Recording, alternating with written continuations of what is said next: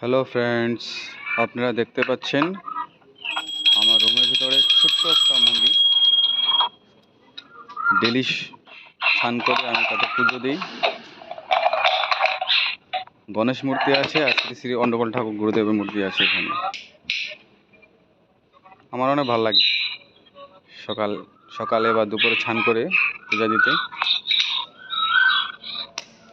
অনেক সুন্দর ধূপকাঠি একটা